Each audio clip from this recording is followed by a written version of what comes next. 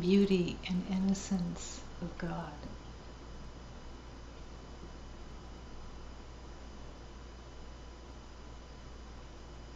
Light of all creation.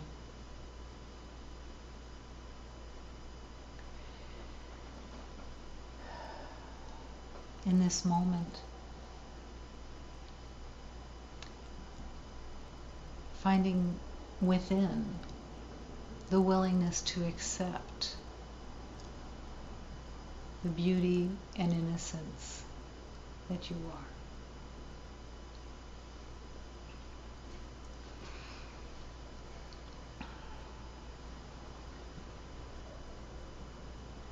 Acceptance is the key. Acceptance is the doorway.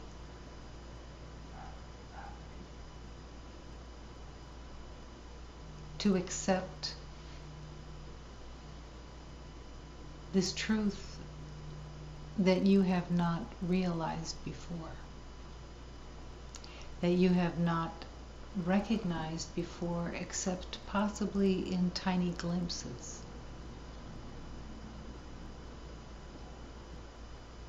But every moment, every day, within time, is the opportunity to accept wholeheartedly that you are innocent and the complete beauty of God.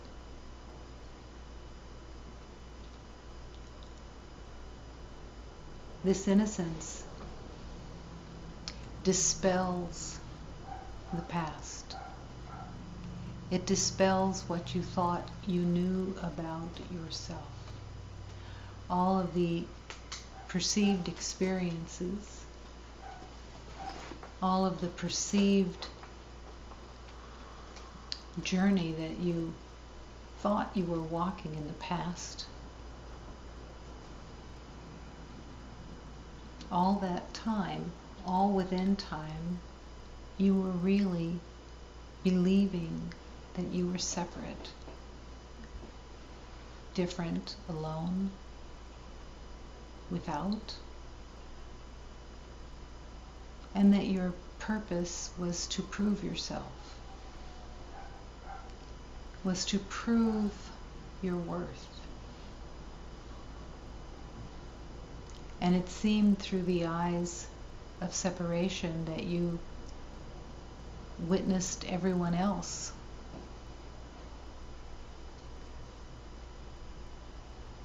living the same life, living the same life of proving.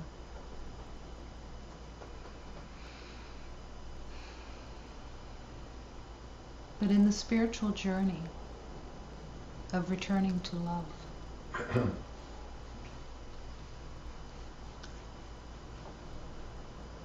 there is a call to rest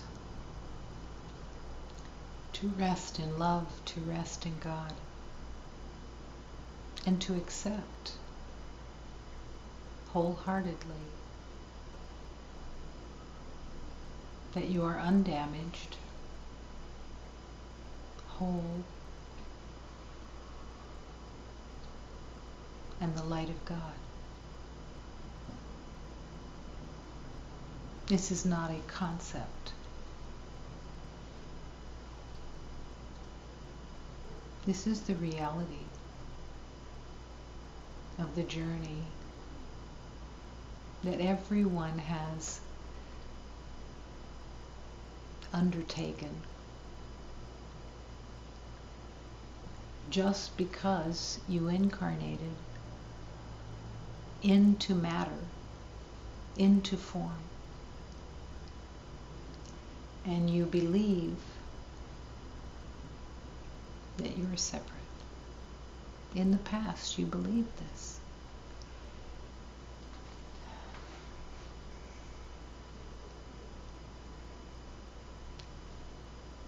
The belief in experience really holds everyone hostage because you've believed in your experiences. You've believed in your interpretation of those experiences.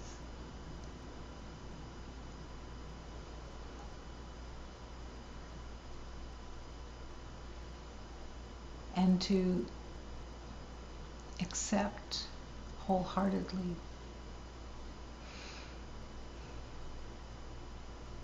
that you are not anything but the light, the peace, the harmony, the joy, the perfection of all that is.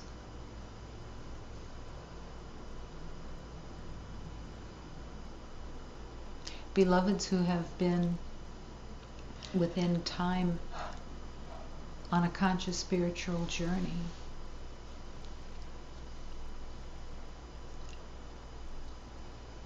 still have resistance to that acceptance.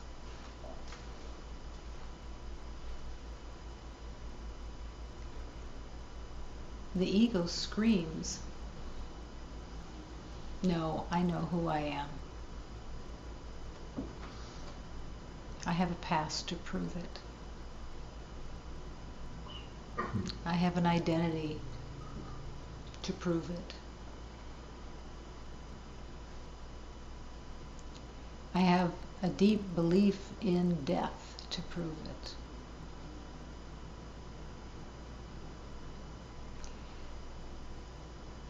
To accept that you are the innocence and beauty of God is to surrender these concepts of the past that say no.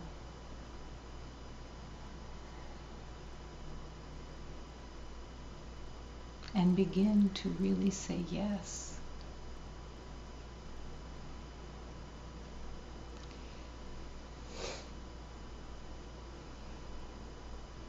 As you begin to truly say yes, I'm willing to accept.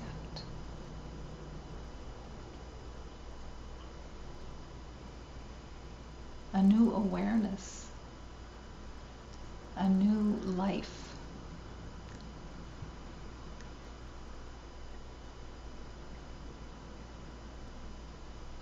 Joy begins to bubble in the heart. The joy of accepting that in the past you were mistaken. And that what you perceived through your eyes and through your hearing was not accurate. Everything that you thought you saw with your eyes and heard with your ears was filtered through the belief of being separate. Filtered to hear the repetitious habits, the same words again and again and again, and see the same perceptions again and again and again of difficulty, of danger,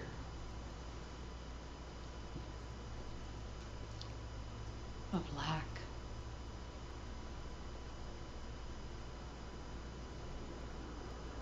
Almost everyone at a certain point settles for a limited life.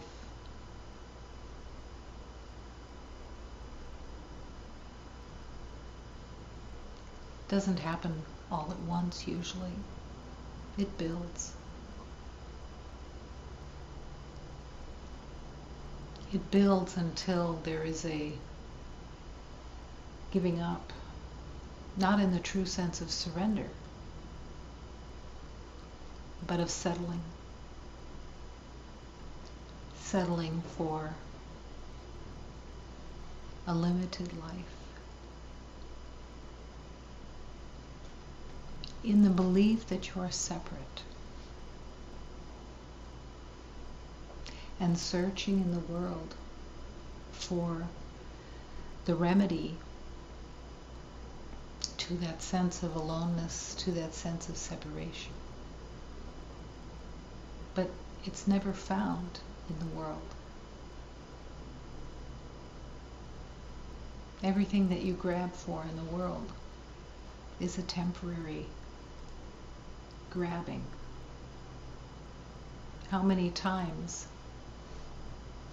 have you grabbed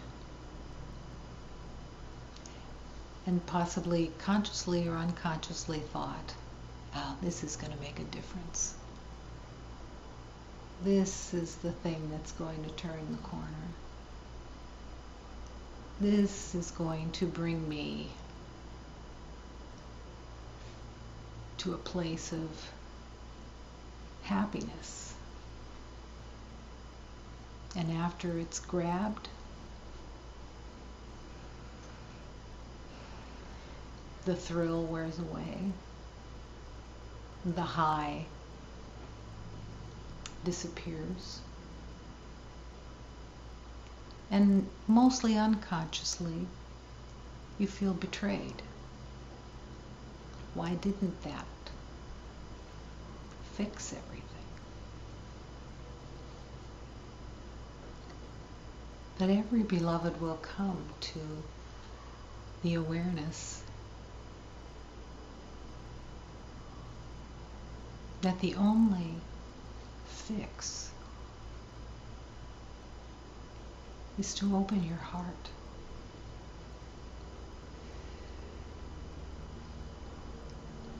and come home. Joining with the power and the truth of God, and recognizing finally that that light, that truth is within you.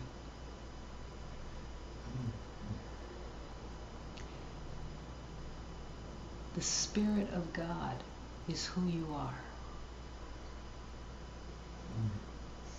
The Spirit that is eternal, that is untouched by the life you think you've led, or the many lifetimes that you think you've led. None of it has changed the truth of your exquisite, complete spirit of light. But to accept this spirit that is you is to have a leap of faith. And then it's to hold this sacredly in your heart, sacredly in your willingness to no longer agree with the perception of limitation that you've made of yourself.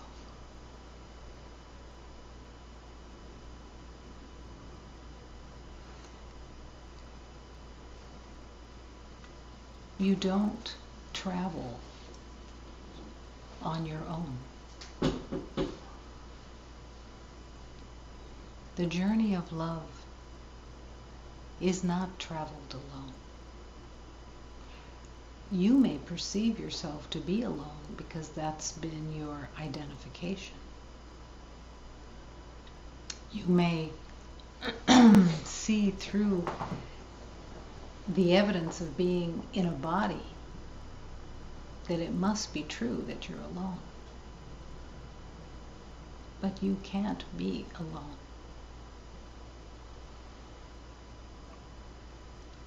All of love, in the form of divine beings, divine elements of creation, so vast, so completely filling the universe, and all there in the light, wanting to serve you, if you will accept the help.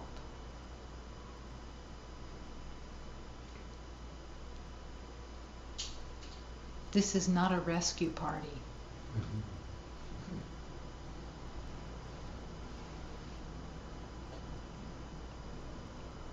It's a relationship of equality. It's a relationship of taking you out through your permission, through your willingness, through your asking for help. It's the journey together of rising you up out of your perception of separation and lack into the vibration and truth of one love. The vibration and truth of the divine.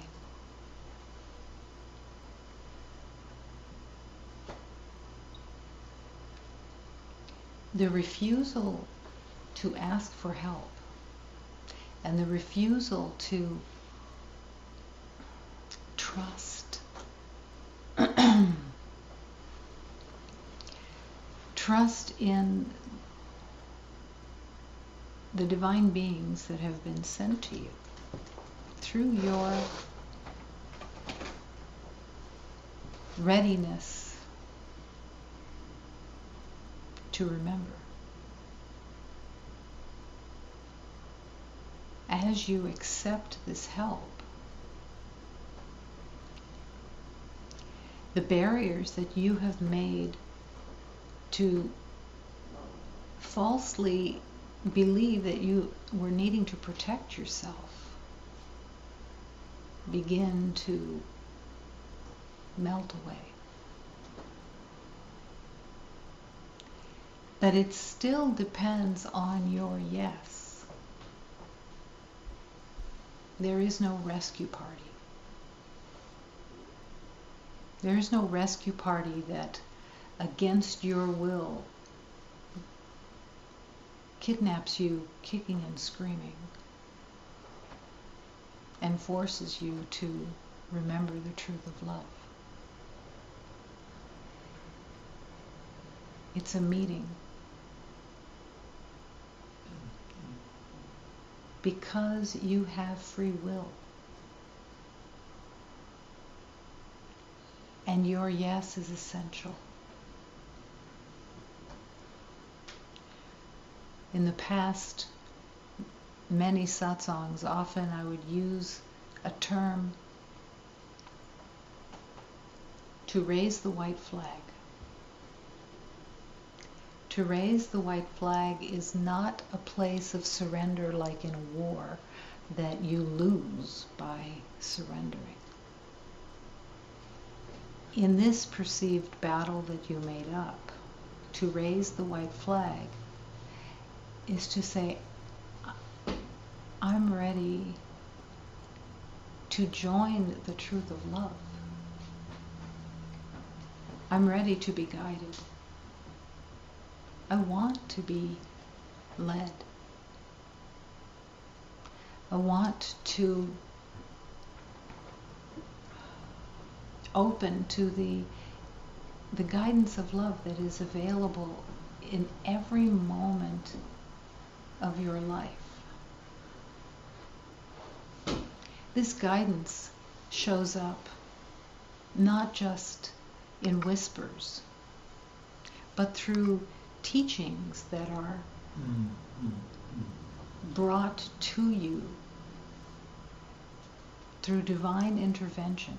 You think maybe those teachings just showed up somehow. Nothing is just somehow. Everything is in a harmony and love that is not seen until the harmony and love is invited to be remembered.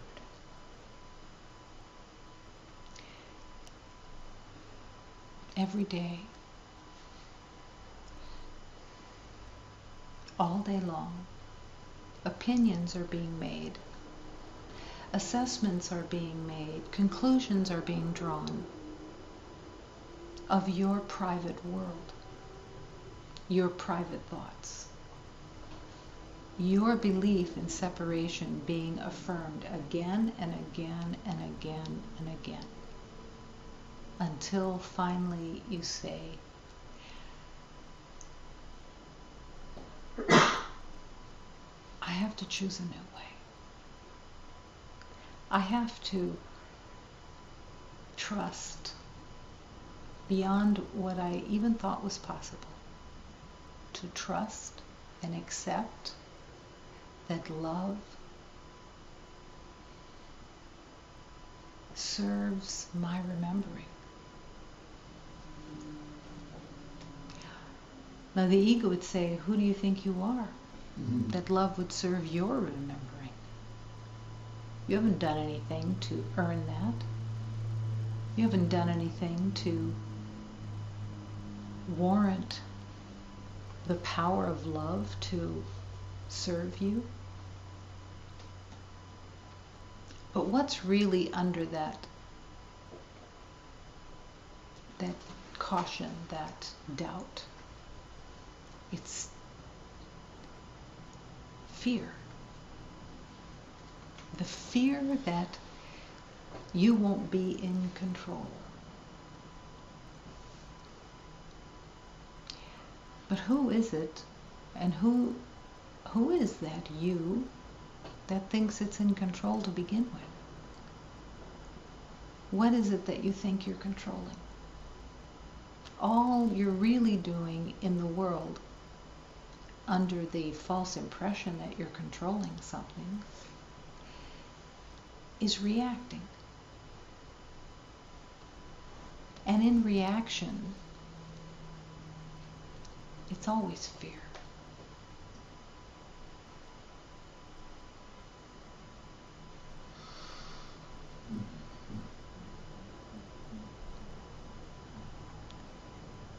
Now is the calling to begin anew now. Every moment, having this divine, beautiful opportunity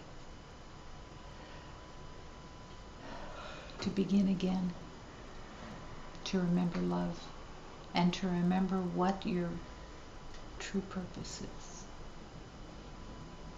Maybe you thought your true purpose was to get the dishes done. Maybe you thought your true purpose was to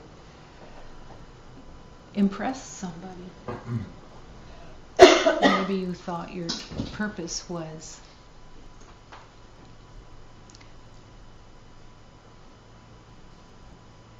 to win.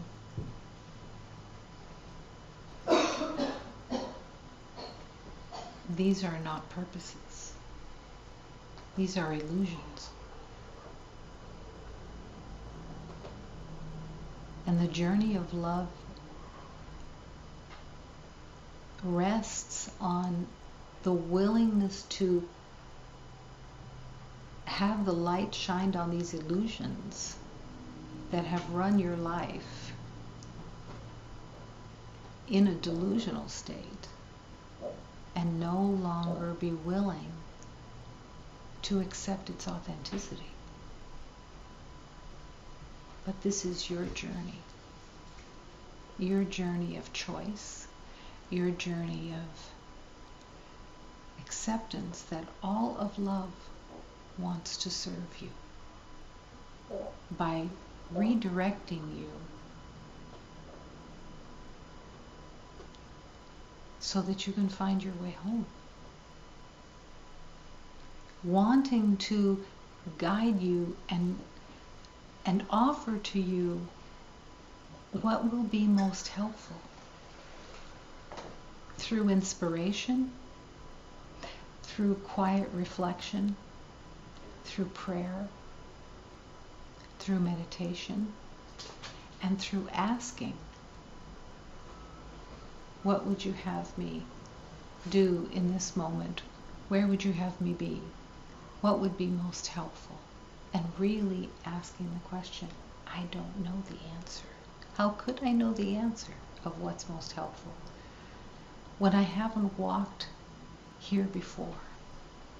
Unless I take my conspiracy theories from the past, my untruths from the past, and rely on those, if I am willing to do that, then I'm saying I want the past and the future to be exactly the same. I don't want to remember.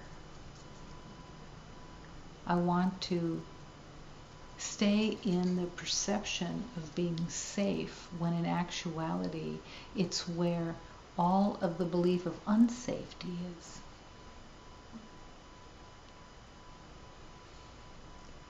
But this is a new day. This is a new moment of beginning again. And taking that leap of faith, that in this moment I will make no decisions on my own. I will open to the vibration and light of love and be shown the way.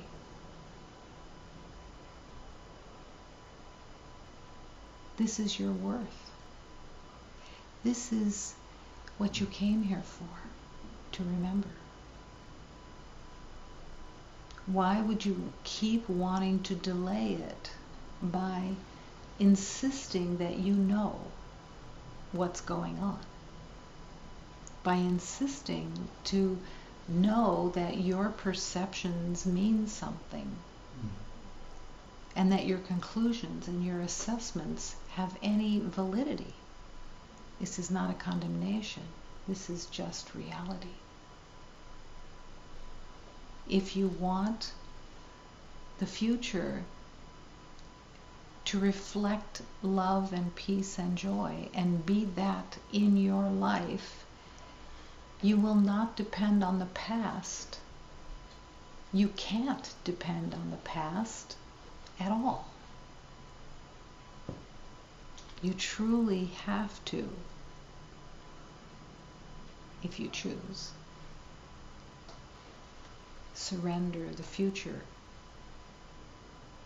and really ask for the guidance that will lead your daily life for its true purpose of love. In this moment, in this acceptance, the choice to accept,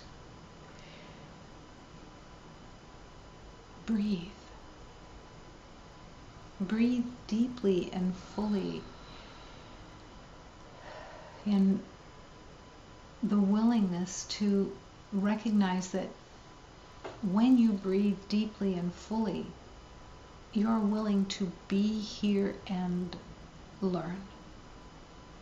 You're willing to be here, not in your head, not in your little mind, but breathing deeply into the heart. And as you breathe deeply into the heart, the willingness to open the heart and to bring the heart forward, open, undefended, available for the union of love, and the willingness to go beyond the perception that you've carried of every beloved, even the willingness to surrender the names you've given everyone, the occupations you've given everyone, the stories you've given everyone, the concepts that you've made of everyone, and really want to see the light, the innocence, the beauty that is ever beloved. And then in your choice, you invite healing. You invite remembering. Breathing and allowing and affirming that here in the infinite circle of love we are one.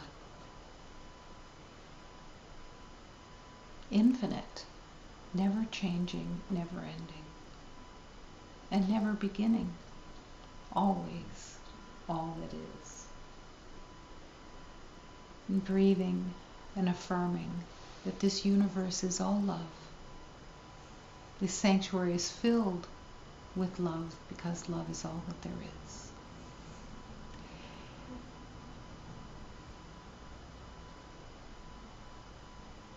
There is only one presence here. It is the life force of God. And within this life force, we live and move and breathe as one. There are no strangers here. There are no different people here. There is one heart, one love. In the temporary journey of remembering. But the call is to surrender all that you've held on to in that belief of separation. And the willingness to embrace, I don't know who I am. I don't know what anything is for. I don't know how to look on anything. But love will show me. Love will guide me. Love will open those doors to see and feel and embrace and accept the wholeness and the holiness of life itself. To surrender all beliefs of having enemies. Enemies is a strong word.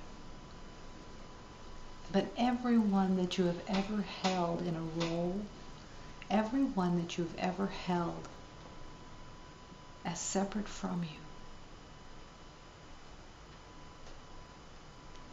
the willingness to invite them into your heart now and rejoin the ultimate truth that there is only love and only one. One heart.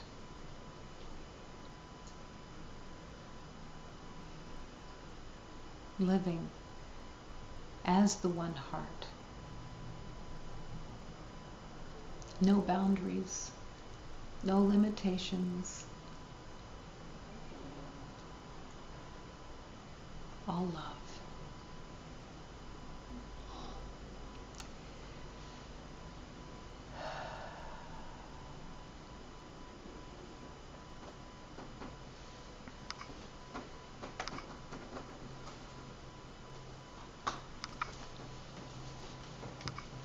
Allow this prayer to permeate through your heart and to permeate through the resistance of love's calling. By your invitation, the willingness for the divine energy of love to pierce through the self-conceptualized barriers that have been made and that you're no longer willing to hold. It's a choice. If you feel resistance, recognize the energy of that resistance and recognize that it's not of love. It's not of peace, it's not of joy. It's the old, familiar habits of resistance. Doesn't mean a thing. It doesn't have any power unless you give it power. It means nothing.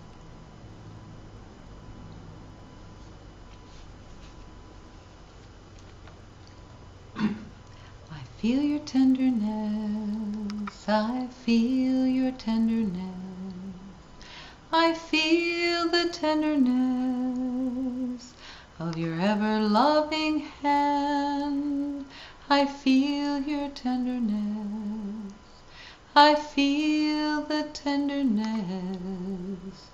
I feel the tenderness from deep within. I feel your mercy, Lord. I feel your mercy, Lord. I feel your mercy, Lord, of your ever-loving hand. I feel your mercy, Lord. I feel your mercy, Lord. I feel your mercy, Lord, from deep within. I see your beauty, Lord. I see your beauty, Lord. I see your beauty, Lord, of your ever-loving hand. I see the beauty, Lord. I see the beauty, Lord. I see the beauty, Lord, from deep within. I sense your truth, O Lord. I sense your truth, O Lord. I sense your truth, O Lord, of your ever-loving hand. I sense your truth, O Lord. I sense your truth, O Lord. I sense your truth, O Lord, from deep within.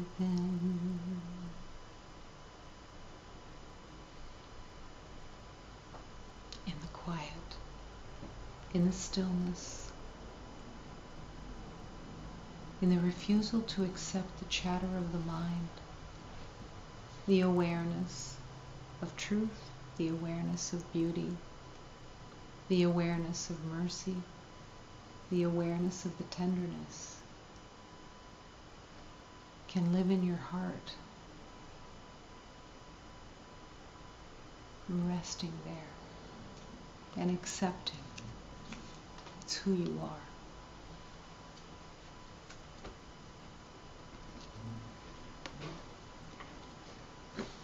I must love with all of my heart. Blessed Mother is the one who calls to me to remember only love and to love with all of my heart. Oh, my Blessed Mother, my Divine Mother, you hold us in the truth of true forgiveness. You hold us in the light of remembering. Divine Father, Creator of all that is, we say yes to forgiving all of these mistaken identities that we've held. We say yes, so that we may remember to only have love in the heart and to offer that love in every moment.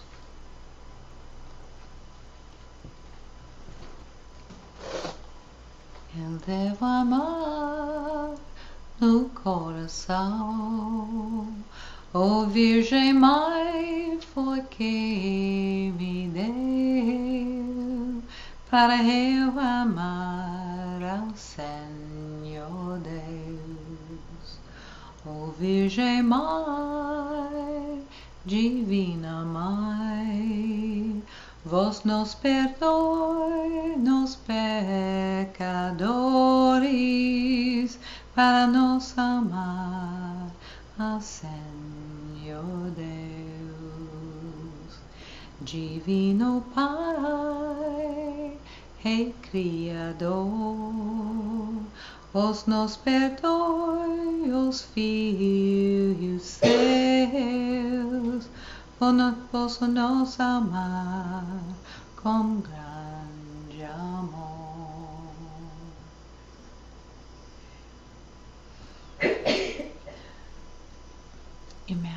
that all day long the heart would remember, I must love. All day long. Using every moment to return to love. I must love. Are the thoughts that are in my mind in this moment thoughts of love? Are the thoughts that I'm thinking in this moment, are they of God?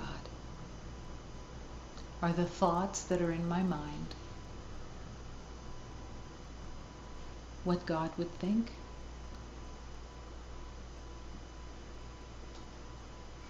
And the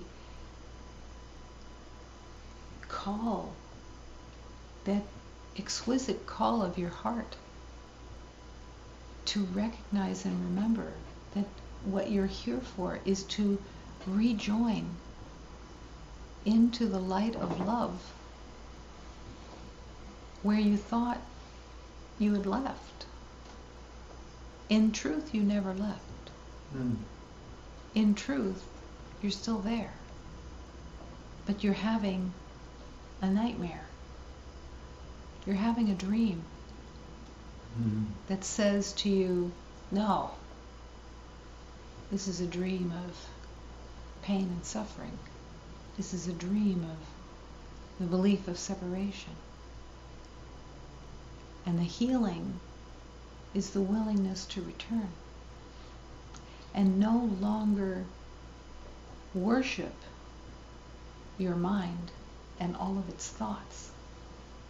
No longer count on your mind as a defense mechanism to protect you from the perception of love.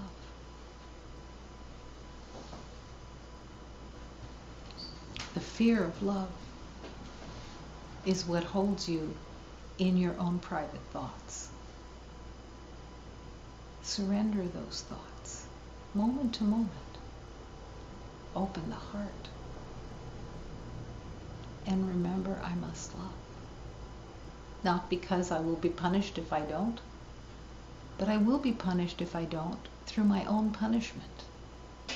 Not through the universe punishing, not through God punishing, but because there is a suffering in the belief of separation.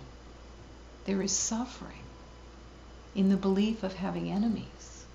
There is suffering in the belief of trying to prove your worth.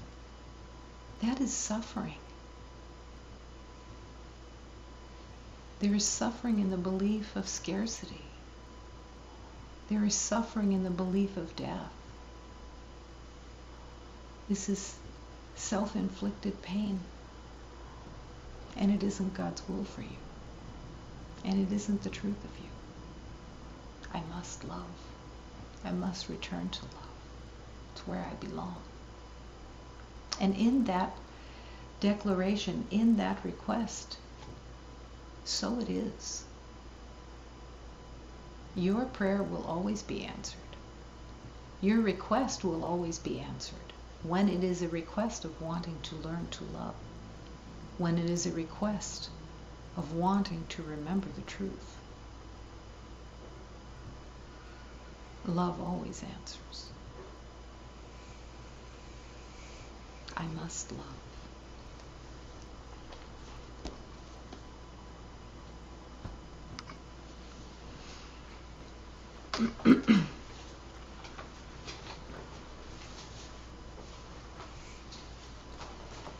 She responded, "The birds' favorite songs you do not hear.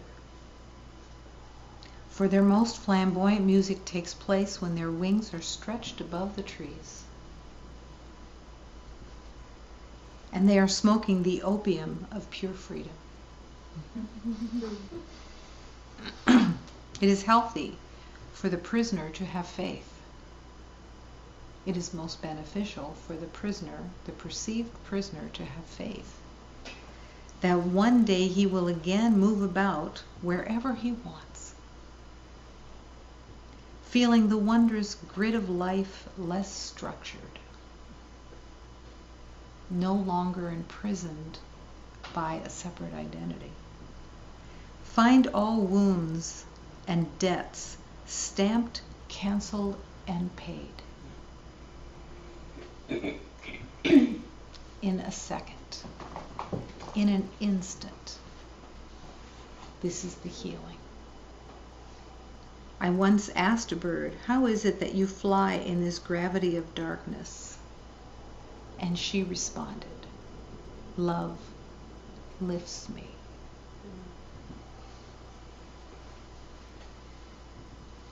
Your heart is being called to soar, to be free,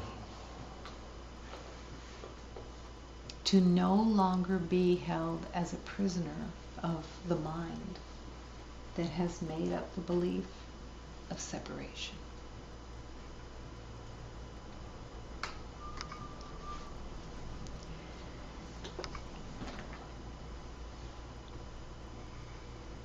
The bird's favorite songs you do not hear, but it doesn't mean that you can't. What is keeping you from hearing the songs of the birds? Their favorite songs. What is keeping you from joining that music? It's the knowing that runs constantly through your mind from the past that blocks the awareness of the universe of love.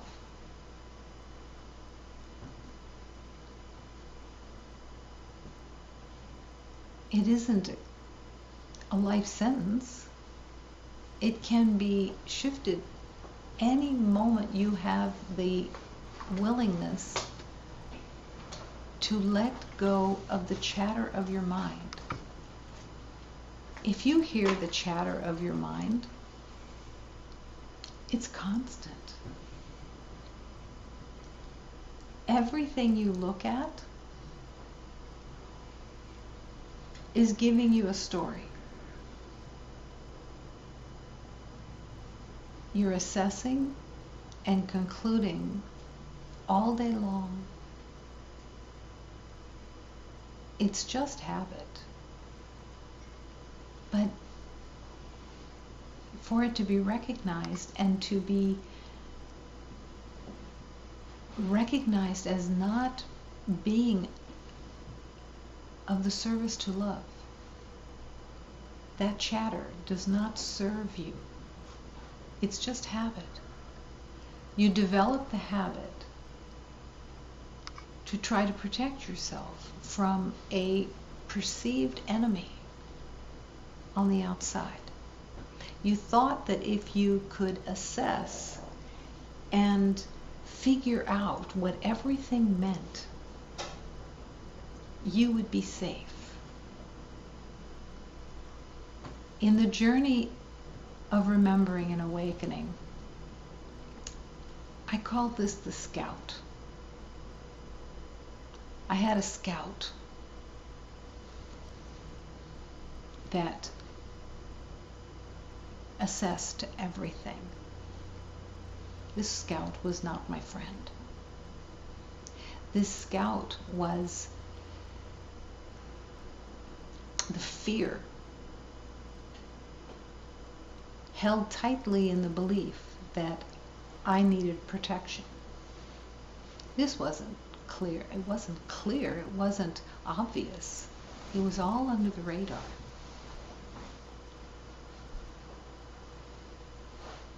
But it was there. And the call to love was to consciously want to be present and want to no longer give my life to these thoughts, to no longer be run by these thoughts of the past. I had to consciously want intervention, the wanting of the intervention of the Spirit of love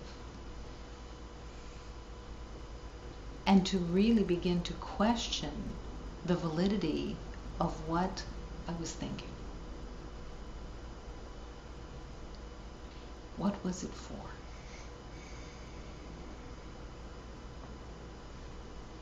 Some of the time, I was shocked at the depth of hatred that I carried in my mind. Self-hatred and projected hatred. How did this hatred show up? It showed up in judgments, comparisons,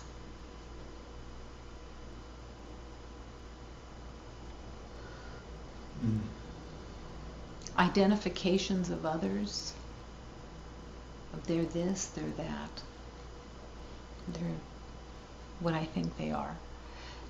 And not obvious hatred in the sense of rage, but the hatred of holding someone hostage in an identification that had no truth to it. Every role that I gave everyone, I put this box around them. I put this box around them of this perceived identity, either coming from a fantasy of what I wanted them to be, or a fear that I wouldn't get what I wanted, or a fantasy that if they were good enough, smart enough, together enough, I would be better. All of this was made up. But every single time I put one of these identities on someone, I was saying, I hate you. This is shocking. It's shocking because it's not perceived that way. The ego is not going to be so blatant as to say, hey, look, this is what you're really doing. You're hating everybody. It's smarter than that. It makes all kinds of roles and assessments of everybody. And they look like, oh, this is a good one, this one needs improvement. This one needs to improve themselves so that I can give them a better box. So I can raise them up to a better role in my assessment. All of this keeps you from joining in love and seeing the beloved, seeing the light that is the truth of every beloved.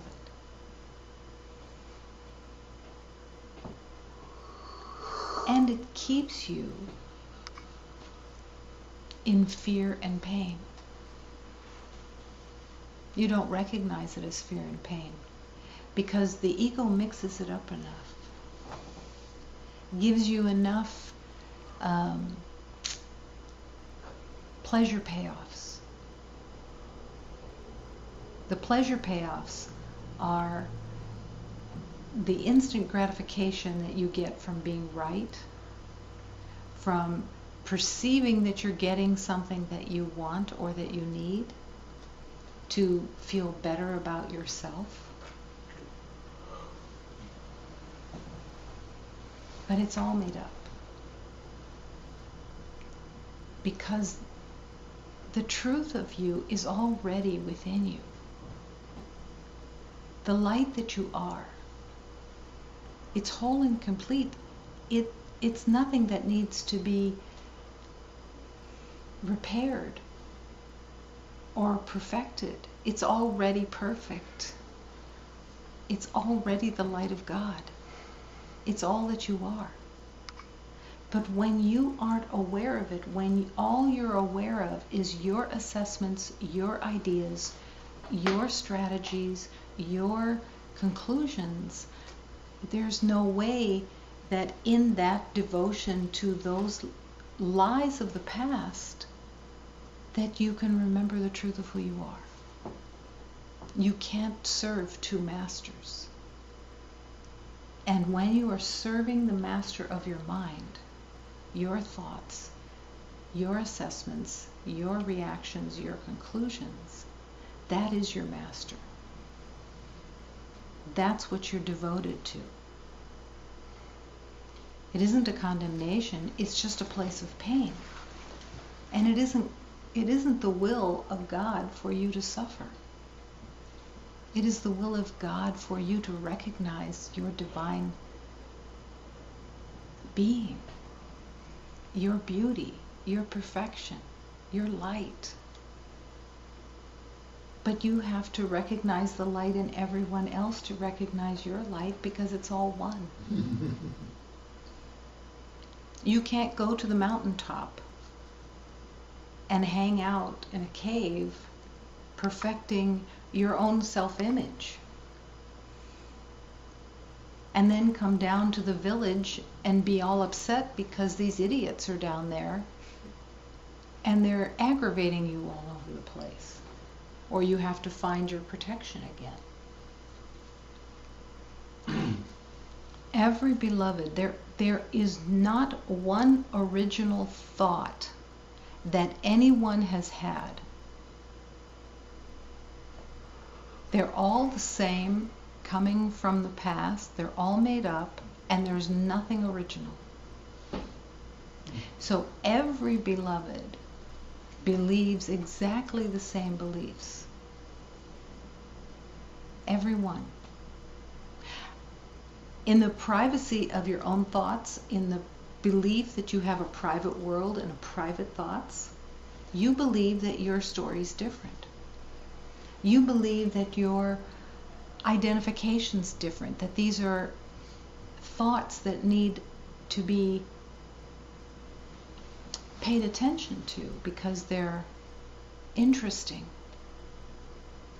But they're just the same repetitive thoughts of separation, again and again and again, just taking on little different forms. But they have no separate truth at all. There's nothing truthful about them. When a beloved recognizes how fearful they are of the world, what do you do with that? That is an offering from the divine, to actually recognize how fearful you are of the world. That every day when you go into the world, fear is running of how am I going to protect myself today? How am I going to win today? How am I going to prove my worth today? This is all fear. Again, the ego it's not its intention to show you blatantly that you're in fear, because then you would recognize it and surrender it and want it healed. So it camouflages everything into making sense, making good sense of I'm being a good person by having strategies and planning and girding myself up to go out into the world and tackle the world.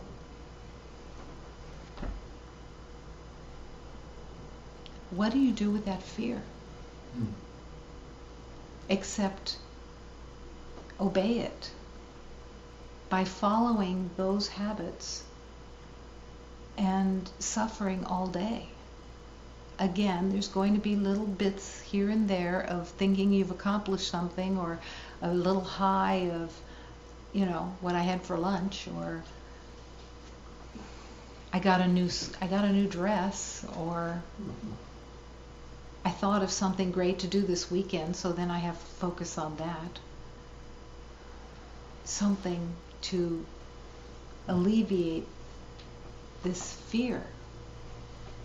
But the healing isn't in any of those elements. The release of this fear is to consciously choose to walk in the world and refuse the mind's chatterings as you walk in the world and offer love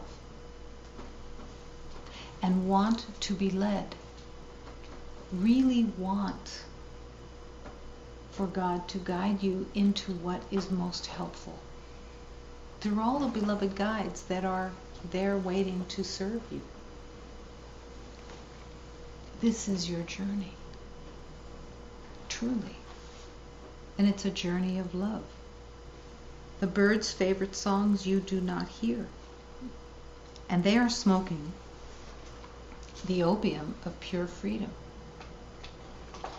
They are there to let you recognize that there's another way. That you are those birds. You're not separate from those beings. Do you see an other? Maybe you can name them. Maybe you've memorized all the categories of birds and by their names, and you're so proud of yourself. There's a blue jay. There's a finch. There's a warbler. It means nothing. Are you joining with those beloved beings and wanting to see the light that they truly are? Are you wanting to let go of what you think you know about the birds? Or about the grass? Or about the trees? Or about anything? What do you think you know?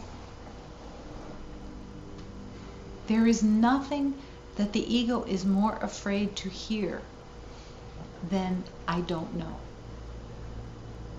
It's terrified of hearing I don't know. It rejoices when you have your assessments and your conclusions and your plannings and your figuring things out and your mind running. It's happy because it has you for another day.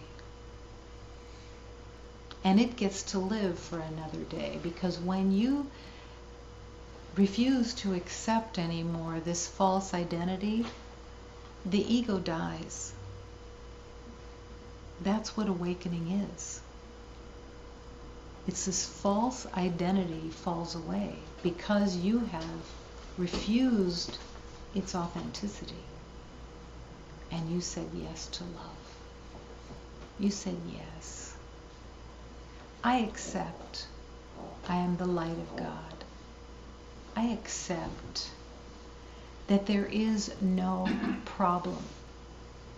How many times a day do you believe that there is a problem? How many times a day do you look at time and believe that there is a problem? I have a schedule to keep. I have to be here on time. I have to do this. I have to do that. Who is the authority that is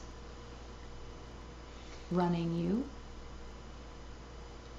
What authority have you taken on of the I, the me, that is making decisions that are not of love?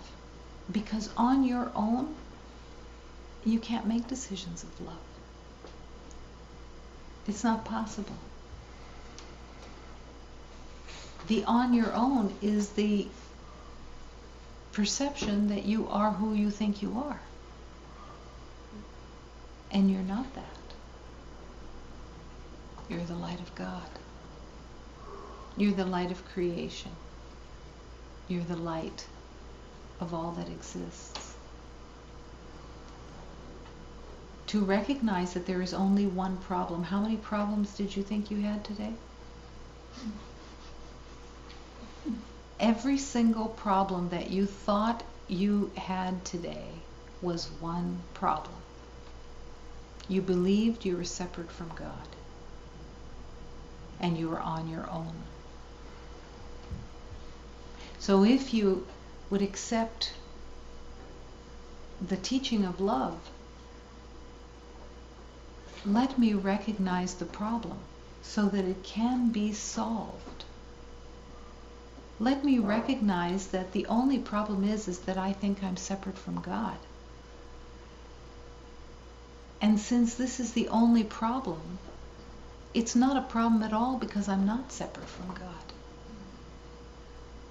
I've just returned to sanity for a moment in that acceptance.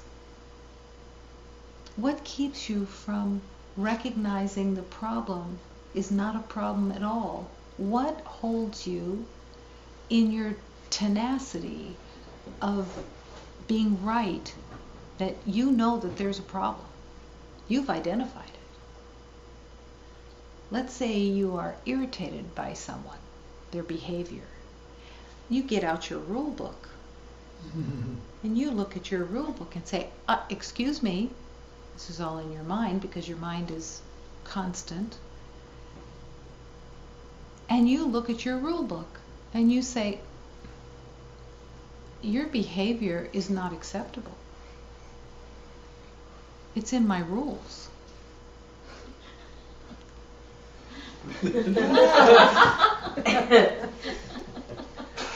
My rules. I have rules. I have rules, and those rules say, I know how everything is supposed to be by my rules. I've developed these rules. I spend a lot of time developing these rules. These rules are what keep me safe in my distortion. In my delusion that I need to be kept safe and that there is safety in my rules, I use them. And all day long, I am judging by my rules the worth of everybody and whether they're following my rules. Yeah. Wow. That's how insane the mind is to make up its rules. Does the ego scream at you, look, you're making up rules? No. The ego pats you on the back and says, aren't you clever? You figured out the rules. You're the one who knows how things should be. You're the one who knows that when someone has a certain look on their face, what it means. And you react to that look on their face with your interpretation of it. You've just said something to me through the look on your face that says, I'm unloved. Something in your face said, you disapprove of me. And you believe it because you believe that they're your rules. But that rule is coming from your own belief of your own disapproval of you. Or else you wouldn't see that. You wouldn't see any problem out there unless you believed it about yourself. Everything that you think you see is coming from a projection of your own belief of who you are. Now you may say, well, this is a real problem. It's not a problem. The problem is if you believe it and you live there in the belief of separation from God. That's the problem. I believe I'm separate. When those rules that you've made up, and I promise you everybody's made the same rules. There's nothing new here. There's nothing exclusive. Everybody's made the same rules. You can tweak them a little bit to your own liking, but they're all the same, basically. They're condemnation, and they're the belief that you're going to protect yourself. But in those rules, this is the calling, to surrender your rules into the hands of God.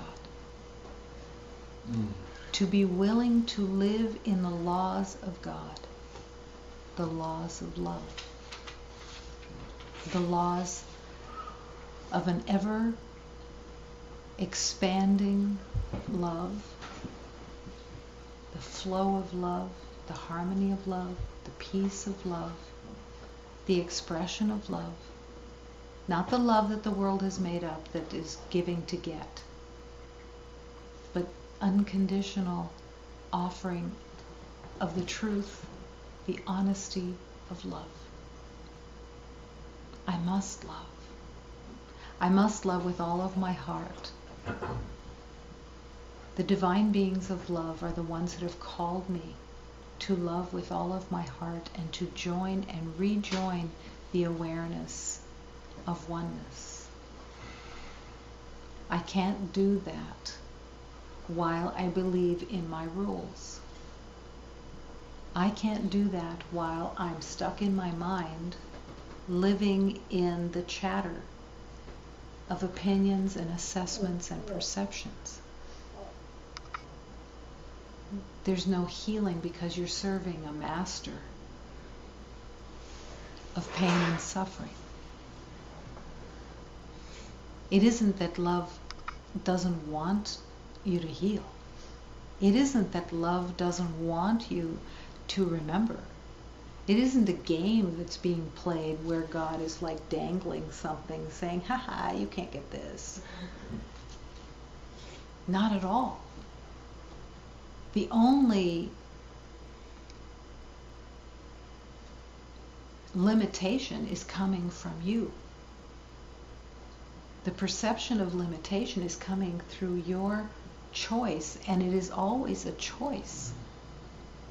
You are not a puppet, and you are always choosing. Moment to moment, you're choosing. When you choose to be in a trance and not pay attention to what these thoughts are for, you're still choosing. You're choosing to be in a trance. You're choosing to not remember. It's not a condemnation. But it has to be recognized in the journey of love that we do have choice, because to believe that you are a victim and you have no choice is to really want to stay in separation. You have choice. It's the only freedom that you have. The birds have the freedom of their wings. It's the opium of freedom. You have the freedom of choice.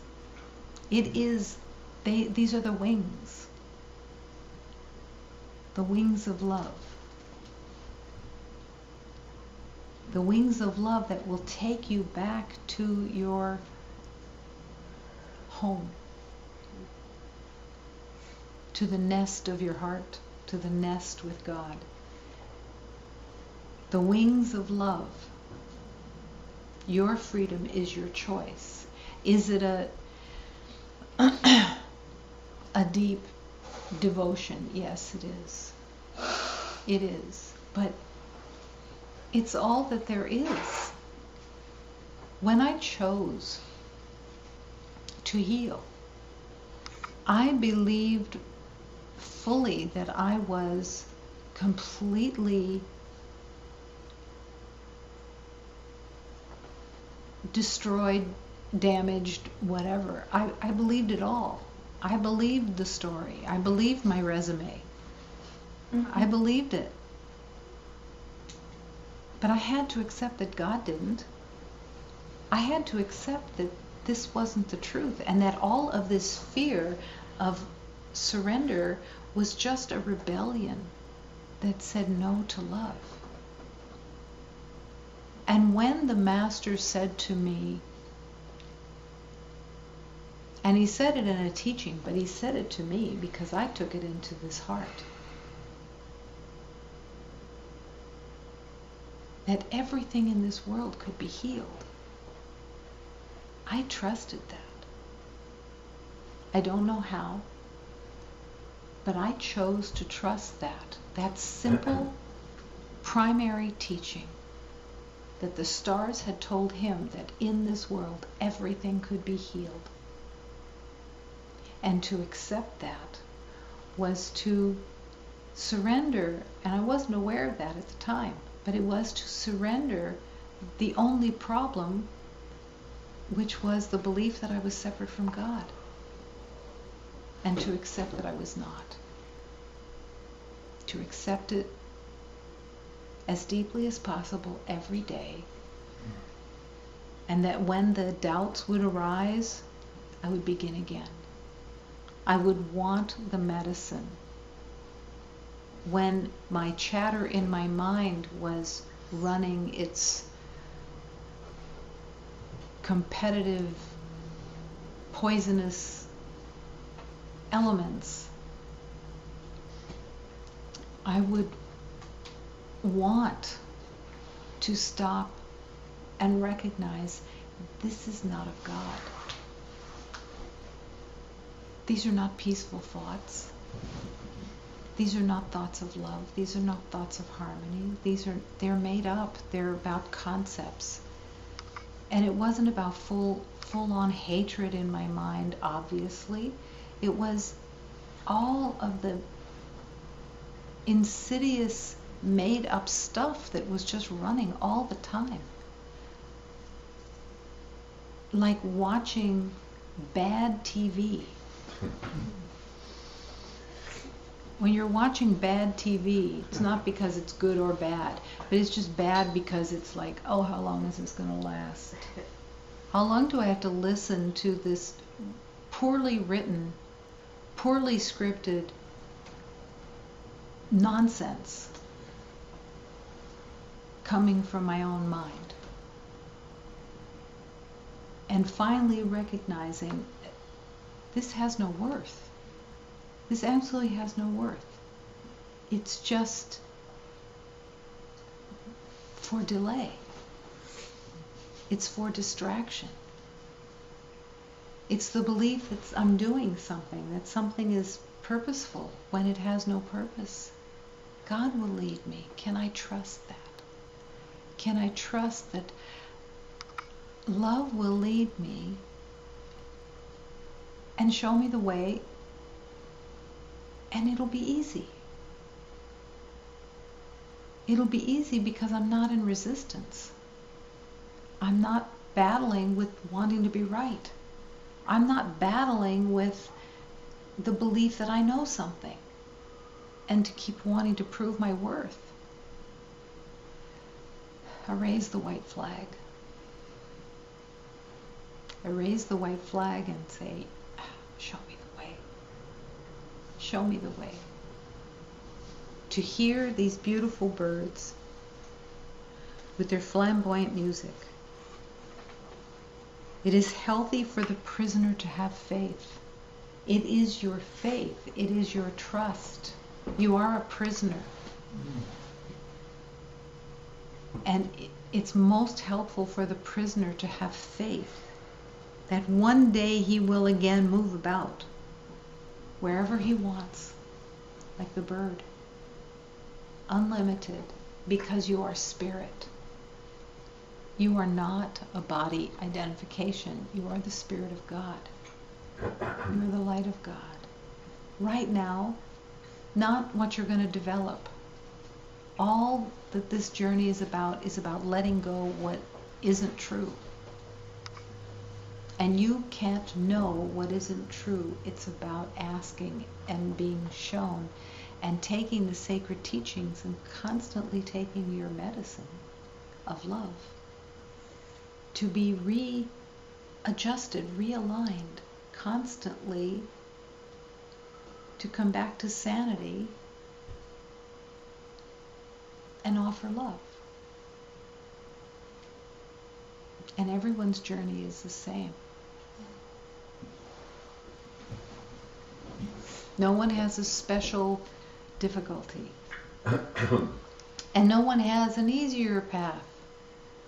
It's all the same. It's all what you bring to it and your resistance that either makes it easy or hard. That's it. Mm-hmm. Mm-hmm. But it comes back to faith. It comes back to trust. Find all the wounds, the debts stamped, canceled, and paid. All the wounds healed because they never were. Because they were made up. And because you're no longer willing to believe in your mind, in your old identity, in what you think you know. And you're just willing. Take me home. I'm willing. I'm willing to remember. I'm willing to see this differently in the moment. I could see peace instead of what I think I see. I'm willing to be shown and to throw out my rule books and accept the laws of love. To accept the laws of God, which are all love and harmony. Mm-hmm. Simply, you are that love. Simply. It's faith. I once asked a bird, how is it that you fly in this gravity of darkness? And she responded, love lifts me. Love is waiting to lift you out of the false identity, out of the belief in pain and suffering, out of time, and out of the fear of death that has no reality.